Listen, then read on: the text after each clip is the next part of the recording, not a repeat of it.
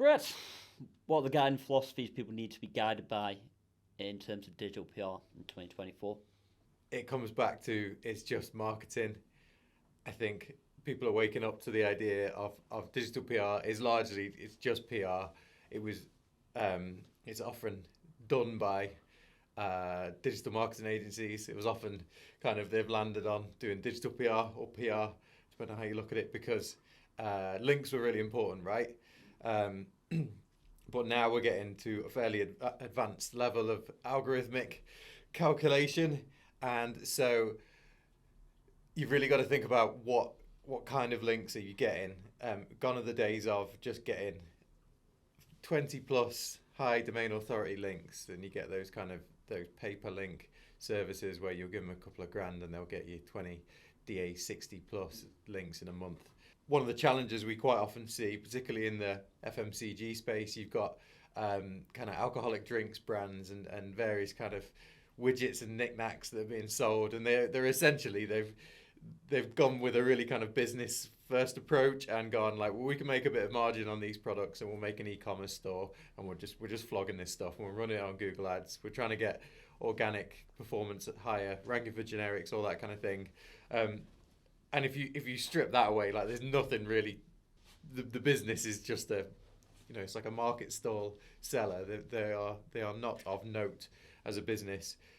So quite often one of the things that we work on with e-commerce brands is trying to find and pull out what they have that's worth talking about. So with your more established stores, often ones with brick and mortar presence on the high street, they generally have like a vision and a reason for existence. The worthiness scale within that tends to fluctuate a little bit, but they have a reason for existence. They have USPs that stand out against the rest of the competition, kind of thing. So I think it starts with pulling out why do we exist as a business, and what are our USPs. And if you have neither, that's the start of working out how to make digital PR work. Like we need to generate something of note there. Like, are you sustainable? Is it a women-owned business? But is there a special aspect to like the leadership? Is there a special aspect to the product? Is it particularly innovative in a kind of tech way, or again in a sustainability way? If you've got that, brilliant. Now the task is in 2024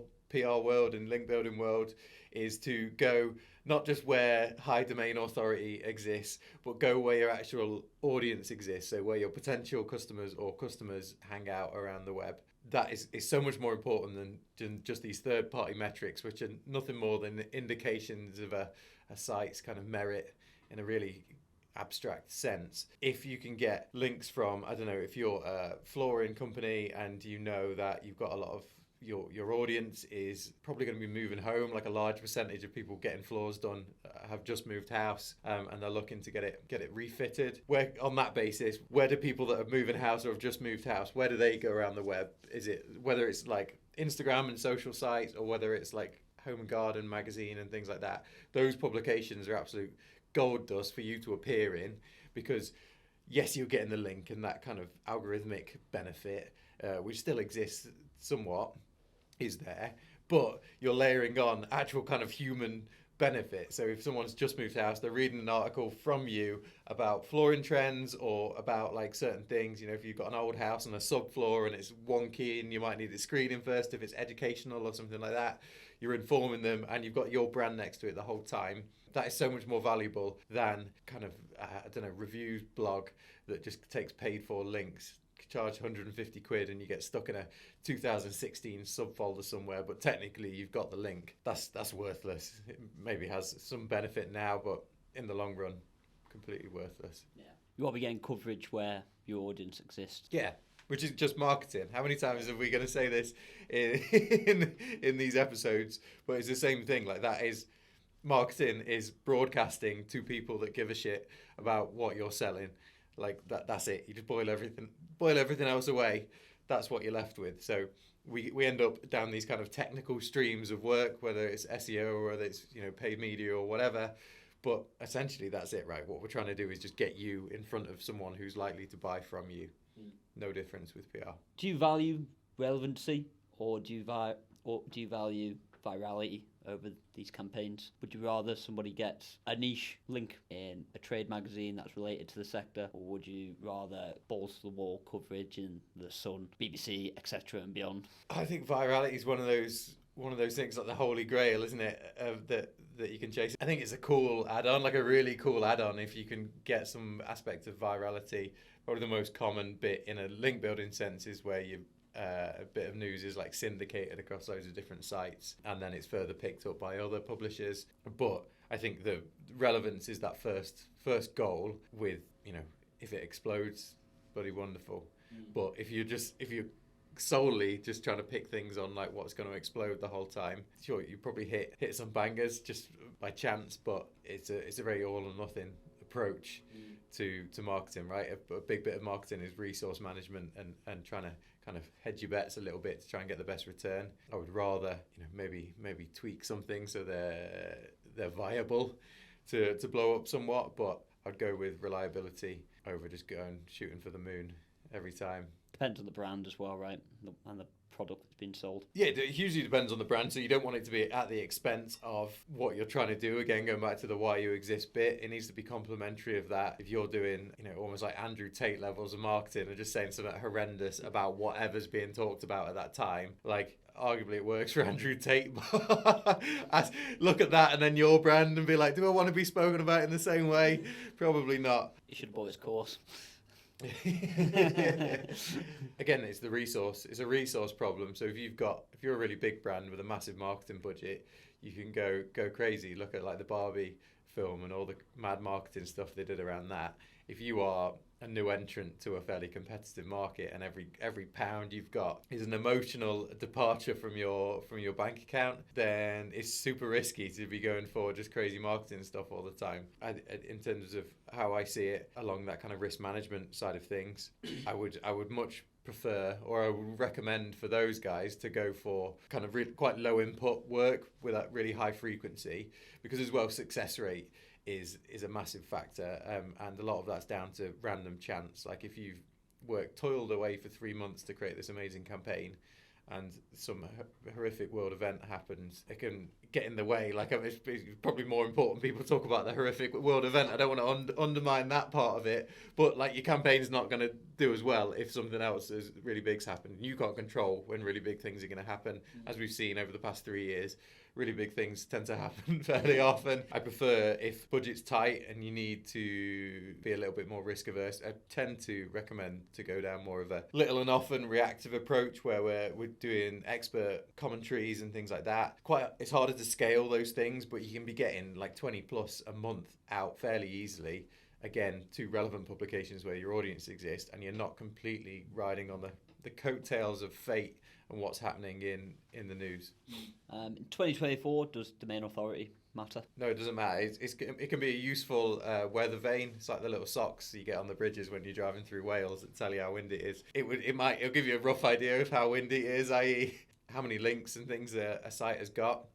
But it's a third party tool at the end of the day. It's not linked to Google in any way. It's just basically a number of factors, one of them being the amount of links something has, quality of those links, again, within this algorithm, to just indicate the prominence of a site, I suppose. It does correlate somewhat, but if you have looked at any of our sector reports, I know I'm saying that to you make the bloody things, but within our sector reports, we have a little graph for each of the markets that it shows kind of like organic visibility against domain authority, and every single report we do, there are always outliers that sit at either end. So there'll be really high domain authority sites with really low visibility. Again, you can use them as indicators. So that might indicate that they've got loads of links. The kind of technical foundations of a site is absolutely destroyed. Like it is garbage. At the same end of the scale, you might have a low domain authority, high visibility. That might indicate that they've got like this amazing, like they've really got their head around content and how to utilize it throughout the site at various different stages of the buyer journey. They've got really good technical foundations, but they've not really done any like brand building work yet. It might not, and that's the point of DA, right? It's nothing but an indication.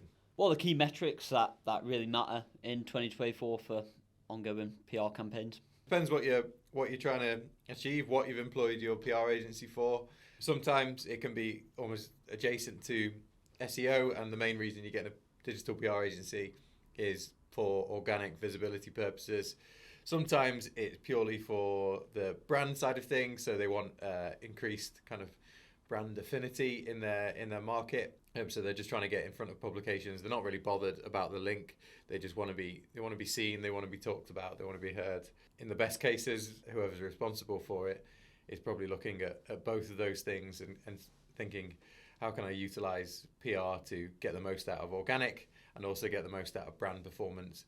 Within that, obviously, there are many different ways you can measure it with organic visibility, revenue, traffic, that kind of thing. For the brand side of things, likewise, but you're looking at brand searches, you're looking at brand prefixed or suffix products or category stuff, so like Dreams Beds, IKEA furniture, that kind of thing.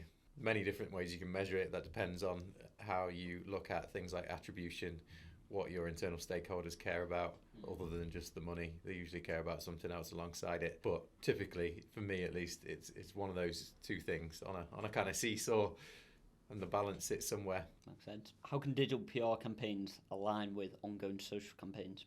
Align with social campaigns? Ooh, fruity question. Really easily. Like it's almost harder not to, unless you've got kind of a multinational business where they've got a whole office just for the social team and a whole one just for the social brand team, and they never talk. Yeah, if you're doing any sort of campaign, if it's a big kind of shiny spangly thing and it's some kind of like mini site or creative asset or video or whatever, like that's got social stuff baked into it, right? That's a production problem of making sure that video is mobile friendly, that you got the little square cuts for Instagram and all those kind of things. It's a production challenge. If you're doing expert commentary and things like that, really useful if you've got like your experts are kind of baked into your business. So sometimes people draft in experts externally on a contract basis where you brand ambassadors and that kind of thing. But if they're actually part of your business, that's the backbone of how we see TikTok and Instagram Reels working, right, with those kind of reaction videos. So I see loads in the kind of like gym space where you've got I can't think of any productive ones. I can only think of Joey Swole. Loads of ones where there'll be a squat video, and then the guy will, like, you'll see his little face in the corner and a countdown. They'll do the video and then they'll explain why that was an amazing squat or whatever it is about it. You see it work really well on social, which is like live and quite fast proof of why these expert responses are so popular in digital publishing as opposed to social. If you are doing the same thing, like if you've got Reach PLC who are asking for an expert opinion on squat techniques or whatever, you're a gym brand with an in-house meathead who knows loads about squatting, he can squat for days, you can craft a response for that. But like, can you craft it as like almost a social video as well? You can send them the video along with a written quote. Publishers, particularly news publishers, like love video because it means that people spend more time on their site. That's one of the things journalists are KPI'd against. So they are so intertwined that I think you've got almost a harder job to separate them, which is a bad thing. Don't do that. If you have to separate them, like go back to the strategy, because they all should be working for the same thing. But yeah, they are intertwined. All right, on to our new segment of the podcast. So hot right now. In this segment, I'll ask you questions, or I'll pose to you common campaign types that we see all the time. I'd like you to answer on whether they are in fact so hot right now. You ready? I got it. Data-driven campaigns. Oh, that's the hardest one to answer. I'd say that is all temperatures. It is both hot and cold. Data is nothing. It's just numbers, and we all know that you can manipulate data to say whatever you want. I would say, yeah, they are hot right now. They can be shit, right? I'm trying to think of a nice way of saying that they can be shit. Like, data is just a tool to help you craft your story. So if the story or the idea or whatever is rubbish, you're using rubbish data, you get rubbish results. So in that regard, it's a mixed bag. Hot right now? Hot right now.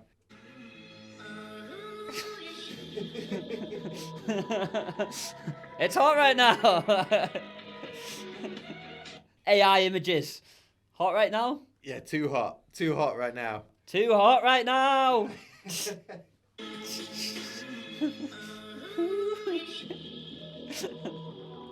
There's been some amazing PR campaigns, but it's a little bit like, Icarus, who flew too close to the sun and then melted. I think everyone's using it, and sometimes it's done really, really poorly and lazily.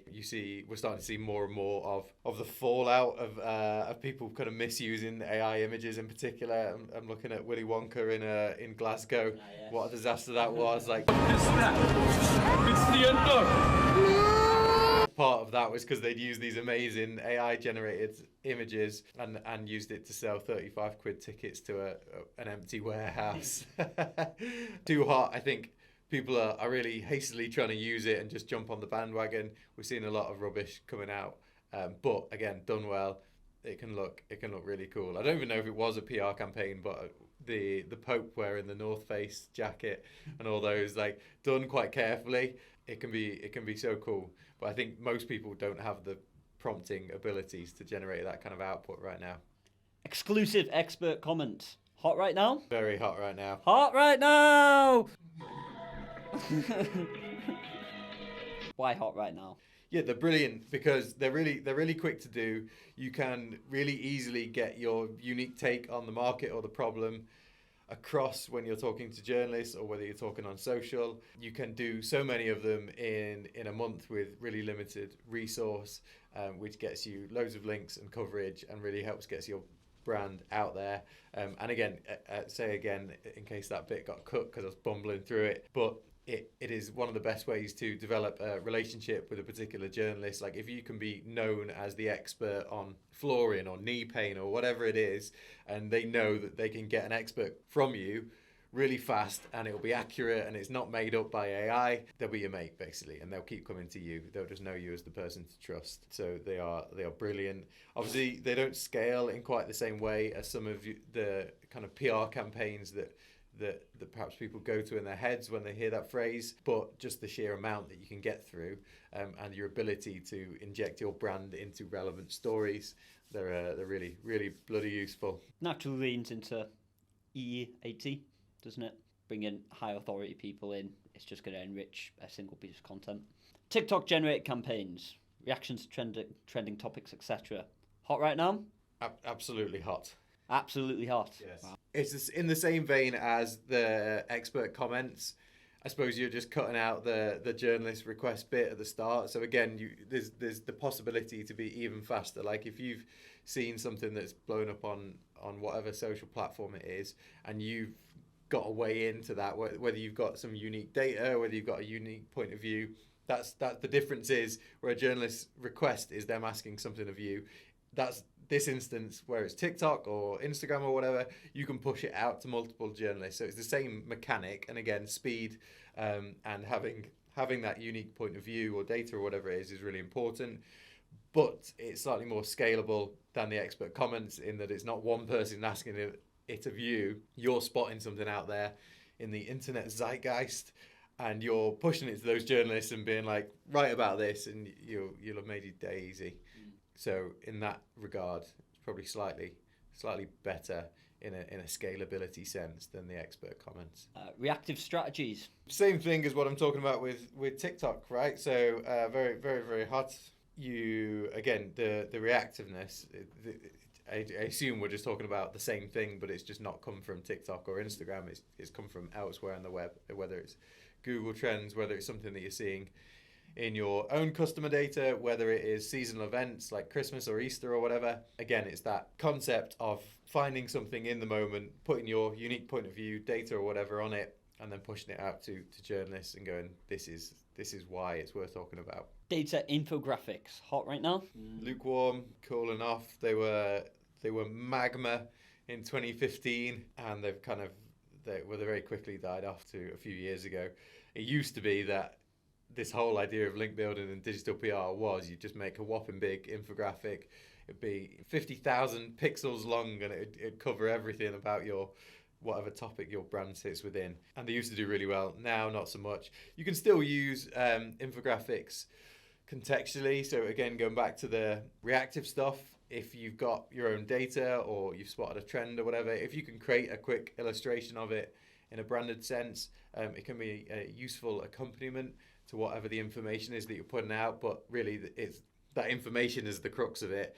it's become less about everything being infographics. It used to be like a USP on news articles, or when journalists put content out, they put little brackets at the end and say infographic, like it was this amazing new technology. No one cares anymore. It's just a picture, right? So it's useful if it's useful to demonstrate the stats or imagery or whatever, but other than that, nah. Paid guest posting, hot right now? Hot in like you know, when someone's like robbed a jewelry store and they're trying to like sell the diamond rings in the film. Yeah. And the guy went by it is like, no, they're too hot right now because everyone's looking for them. They're hot in that sense, I think, like in a kind of illegal hot way. So if you're doing it for link building purposes, proper naughty, you shouldn't really be doing it. It stinks of kind of old school link building, mummy blogger, shoved in a subfolder somewhere where no one will ever see it, no human will ever see it at least. Don't do that. It's silly. You'll end up having to disavow them. You'll end up kind of painting your entire website with some undesirable liquids which no one wants. They might work in the short term, and there are certain verticals that it's still prevalent in. You look at kind of a lot of the affiliate heavy spaces like loans and things like that. They're all gagging for a bit of paid for link building, but largely don't do it. Like there's so much better ways to generate brand and brand affinity and links for your site, doing proper PR. The exception might be where we're talking about it in more of an advertising sense. So, you know, BuzzFeed, you can get sponsored articles. You see it done really often in the like car space. So there'll be like the new Seat Cupra or whatever, and there's a sponsored breakdown of the new model, or someone's done a video, that kind of thing. That's more down the paid advertising route, right? It's not digital PR. It's not PR when you get to that point. Maybe it is, but not in the same way. So yeah, illegal hot. Product listicles and affiliates, are they hot right now? Very, very hot right now. So it's been a bit of a debacle in the industry recently. I don't know if you saw what was the title of it. Google's killing traffic from independent sites or something like that. And it was Danny Ashton and Giselle Navarro, who I know them from Neoman, but that's not what they were talking from. They'd got essentially like a review site, and Google was absolutely dumping on them in favour of your big news media sites, who have all now got these best lists of best air conditioners, best dehumidifiers, best shirts for men, all that kind of business. Big publishers with a load of resources and budget. They own most of the internet that you see. Go and look at there's plenty of diagrams of who owns these big publishers, and there's about 8 different monolith brands who all do, and they really dominate that space of like best listicles typically, and there are exceptions to this, but you're going to struggle to get your own site, particularly if you're a manufacturer brand and you only sell your version of the product. It's really hard for you to appear for those best queries, because the intent of the person is not looking for one brand's point of view. They're window shopping effectively at that stage. It's really hard for brands to show in those, with exceptions.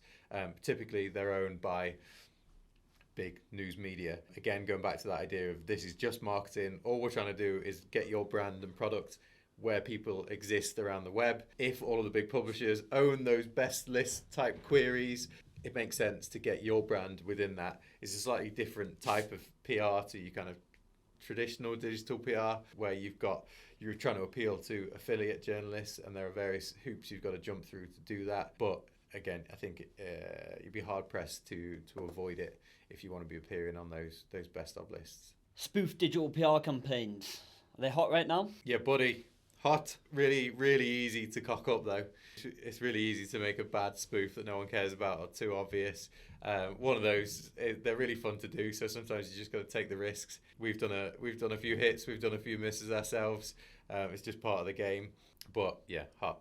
Dream job PR campaigns, hot right now? They're okay. Again, used tastefully. They are overdone, and PR and what works in marketing is fairly cyclical, right? Maps, big maps of things were trendy and then they weren't, and then they're trendy again. This is another one of those things. I think if you've got like quite an extreme one, it works. I remember I saw a coverage for, there was a dream job campaign for a sex doll company. It'd be like, we're looking for a sex doll tester, and that's just like, it's outrageous. So it kind of worked. Another one where you sell like, you sell fucking nails or something, and we need a new hand model, or a fake, like we need a new nail tester to try out our nail patterns and things like that. It's a bit tame, like it's not crazy enough. I think if your brand is crazy and the thing that you sell is absolutely nuts, they might be for you. If not, approach with caution. Data studies and survey PR campaigns, are they working right now? Yes, they are hot. They are quite resource intensive. So we've got a few on the go at the minute, and there's only one person with the unlimited power to actually run the thing, and it takes a very good computer quite a few days to kind of pull the stuff that we want. But they can be really useful. Again, it comes down to making sure that it's on topic for your brand. You're not just doing it for no reason. You've got a suspicion or a theory and reason that you're looking into a large data set. But if you can start on the right foot, they can be really effective.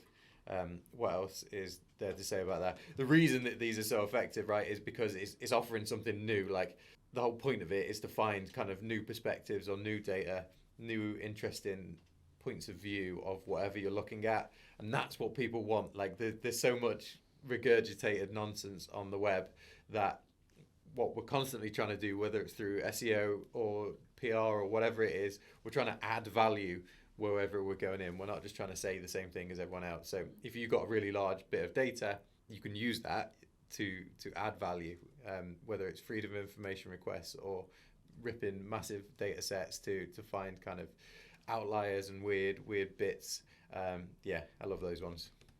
Exclusive interviews a good digital PR play in 2024? Yes, they are hot right now. I'm trying to think of the caveats. Pretty risk-free in a sense, right? It is, yeah.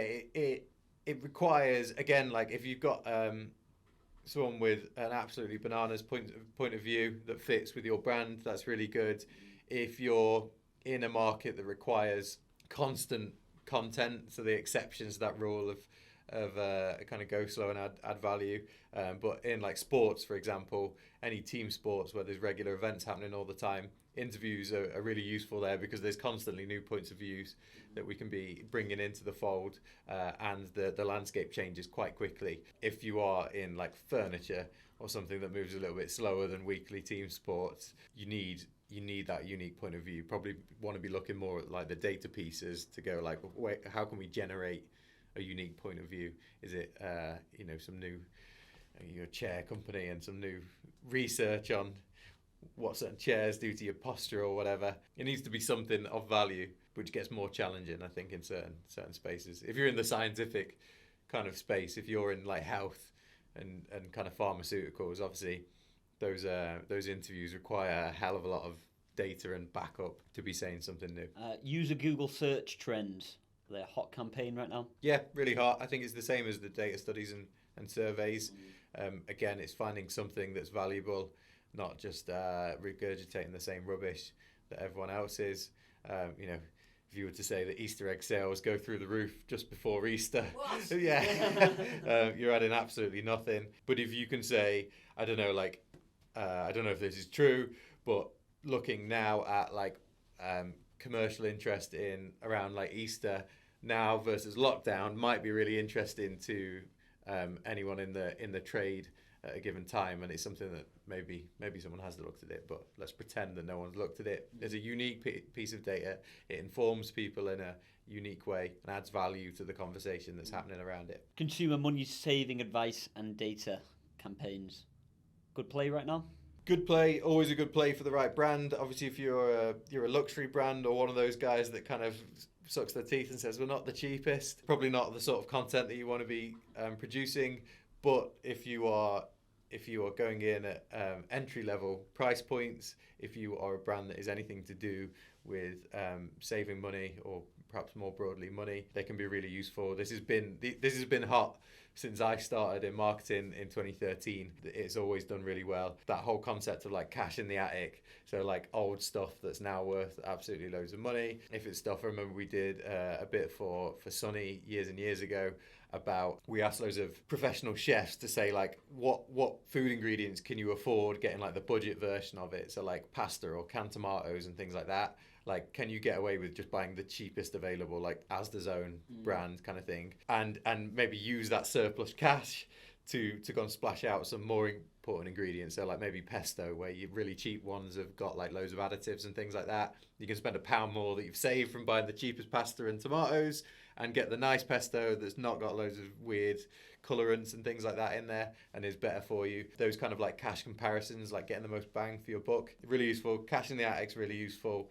How can I reduce my outgoings? Like who doesn't want to reduce their outgoings, increase their income? The scale goes up and down depending on where you are in life, but they are ever important things to every human.